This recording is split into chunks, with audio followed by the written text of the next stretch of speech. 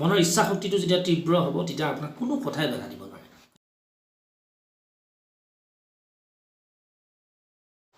নমস্কাৰ বন্ধুসকল, আজি এটা নতুন ভিডিঅ' লৈ আপোনালোকৰ মাজলৈ আহিছোঁ। আচলতে আজি মোৰ নিজৰ জীৱনৰ এটা কাহিনী আপোনালোকৰ আগত ক'বলৈ ওলাইছোঁ। হয়তো সেই কাহিনীটোৰ পৰা আপুনি অলপ উৎসাহিত হ'ব। আৰু সেই কাহিনীটো হ'ল, তেতিয়া আছিলে 2009 চনত। 2009 চনত মই এটি ইণ্টাৰভিউৰ বাবে দিল্লীলৈ যাব লগা হৈছিলে। মই নিমন্ত্ৰণ লাভ কৰিছিলোঁ দিল্লীলৈ। এটা মুকা অভিনয়ৰ যিটো নেশ্যনেল স্কলাৰশ্বিপ দিয়া হয় তাৰ ইণ্টাৰভিউৰ বাবে দিল্লীত 2009 চনত মই তাত যাব লগা। দিল্লীলৈ যাবলৈ মই টিকেট কাটিলোঁ। ইতিমধ্যে মই টিকেট কাটি কৰি লৈ গুৱাহাটীত যেতিয়া মই এদিন এই উজান বজাৰৰ সেইখিনিতে যিখিনি কাষত ফুটপাথ আছে উজান বজাৰ, সেইখিনিত মই খোজকাঢ়ি, মই গুৱাহাটীত বেছিভাগ যেতিয়া আছিলোঁ আগতে, গুৱাহাটীত থাকোঁতে মই বেছিভাগ সময় খোজকাঢ়ি অহা যোৱা কৰিছিলোঁ। চিটি বাছত খুব কমেই উঠিছিলোঁ। বেছিভাগ ফুটপাথেদি মই খোজকাঢ়ি গৈ ভাল পাইছিলোঁ। আৰু সেইখিনি সময়তে ফুটপাথেদি গৈ থাকোঁতে কি হ'ল জানেনে, ফুটপাথেদি গৈ থাকোঁতে মোৰ ফুটপাথত অলপ দ আছিলে ঠাইখিনি। ঠাইখিনি আন্ধাৰত মই দেখা নাছিলোঁ। সমান ঠাই বুলি ভাবি মই ভৰি দি দিলোঁ। মই জোতা পিন্ধি আছিলোঁ যিহেতু, গতিকে ভৰিখন মোৰ পাক খাই গৈ ভৰিখন এনেকৈ বেকা হৈ গ'ল। গৈ পেলাই কি হৈছিলে, মোৰ যিটো ভৰিৰ জইন, ভৰিৰ তলৰ জইনটো সেইখিনিতে ফাট মেলিছিলে। ফাট মেলি পেলাই ভৰি ফুলি গ'ল। মোৰ বহুতখিনি উত্তেমনা হৈ আহিছিলে।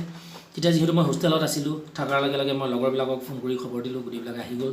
তেতিয়া এইখিনিত আছিল হয়তো উজান বজাৰৰ ওচৰতে এখন নাৰ্ছিং হোম আছিল। মই নামটো পাহৰিছোঁ। সেই নাৰ্ছিং হোমখনত মোক লৈ যোৱা হ'ল। বোলে ভৰি মই 3 মাহমানলৈ মোক প্লাষ্টাৰ কৰিব লগা হ'ল প্ৰতীক্ষা হস্পিটেলত।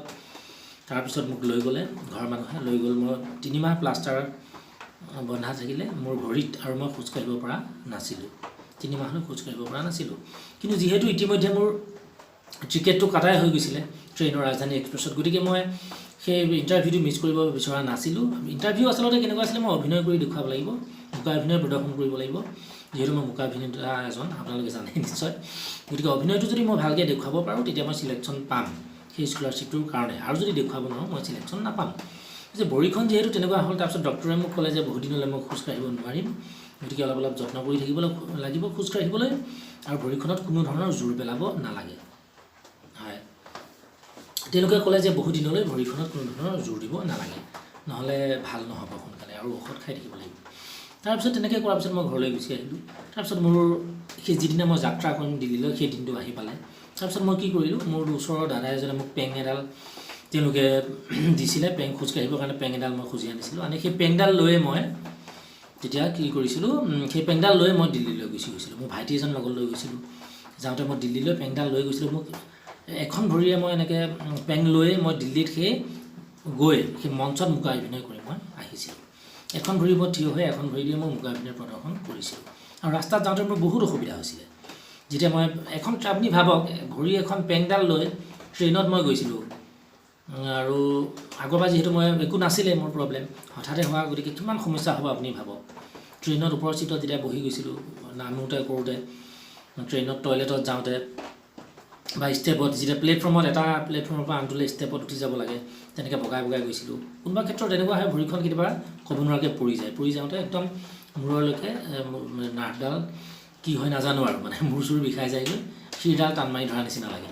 কিন্তু তেনেকৈ গৈ পেলাই মই মুকা অভিনয়ৰ যিটো চিলেকশ্যনত সেইটো পৰীক্ষা দি আহিছিলোঁ। কিন্তু মই দুৰ্ভাগ্যবশতঃ সেইবাৰ চিলেকশ্যন পোৱা নাছিলোঁ। সেইবাৰ চিলেকশ্যন নাপালোঁ, মই তাৰ পিছৰবাৰ পাইছিলোঁ। কিন্তু কিমান মনোবল থাকিলে এজন মানুহে তেনেকৈ যাব পাৰে আচলতে, সেইটো ভাবকচোন। আৰু কাম এটা কিমান ভাল পালে মানুহে তেনেকুৱাকৈ যাব পাৰে। মুকা অভিনয় যিহেতু মই, তাৰপিছতে ডক্টৰে যিহেতু কৈছিলে যে মোক খোজকাঢ়িব অলপ যত্ন কৰিব লাগিব, ভয় কৰি থাকিলে কোনোদিন খোজকাঢ়িব নোৱাৰিম। তাৰপিছত মোক সেই ভৰিৰ পৰা জোৰ দিব দিয়া হোৱা নাছিলে। কিন্তু তাৰপিছতে যেতিয়া মই দিল্লীৰ পৰা উভতি আহিলোঁ, সেই উভতি অহাৰ পিছতেই মই ঘৰতেই অলপ খোজকাঢ়িবলৈ যত্ন কৰিলোঁ। ভৰিখন পেলাই অলপ খোজকাঢ়োঁ, কষ্ট কৰোঁ, অলপ দূৰ আগুৱাই যাওঁ, গৈ পেলাই মানে আকৌ পৰি যাওঁ। কিন্তু খোজকাঢ়িব মই পৰা হোৱা নাছিলোঁ। কিন্তু মই সাহ কৰি পেং পেলাই দি বহুত জোৰ কৰি মই খোজকাঢ়িব এসময়ত পৰা হ'লোঁ। সেইখিনি সময়ত মোৰ এনেকুৱা হৈছিলে যে সৰু ল'ৰা ছোৱালীয়ে প্ৰথম খোজকাঢ়িবলৈ যে শিকে, ঠিক সেইদৰে হৈছিলে। প্ৰথম খোজকাঢ়িবলৈ শিকাৰ দৰে ময়ো খোজকাঢ়িবলৈ শিকিব লগা হৈছিলে। তাৰপিছত লাহে লাহে গৈ মই খোজকাঢ়িব পৰা হৈছিলোঁ। তাৰপিছত সেইখন ভৰিয়ে দিয়ে মই বহুত নাটক কৰিলোঁ, বহুত জঁপিয়ালোঁ, বহুত এনেকৈ ডান্সো কৰিলোঁ, বহুত কষ্ট কৰিছোঁ। কিন্তু আজিলৈ মোৰ সেই ভৰিখনৰ কোনো অসুবিধা মই আজিলৈ পোৱা নাই। আৰু ঔষধ মই আধাতে খাবলৈ এৰি দিছিলোঁ, এলাহ লাগে ঔষধ খাবলৈ। তেনেকুৱা আচলতে কৰিব নালাগে, কিন্তু মই এলাহতে ঔষধ খাবলৈও এৰি দিছিলোঁ, চেকআপতো যোৱা নাছিলোঁ। তথাপি সেইখন ভৰিৰে মই আজিলৈও ধুনীয়াকৈ চলি আছোঁ। গতিকে আপোনালোকে গম পাইছে, যেতিয়া মনত প্ৰবল শক্তি থাকিব, মনৰ ইচ্ছা শক্তিটো যেতিয়া তীব্ৰ হ'ব, তেতিয়া আপোনাক কোনো কথাই বাধা দিব নোৱাৰে। আপোনাক ক'লোঁ, আৰু এনেকুৱা বহু উদাহৰণ আছে। এনেকুৱা উদাহৰণ লৈ আপোনালোকৰ মাজলৈ আহি থাকিম। আজিলৈ আহিছোঁ।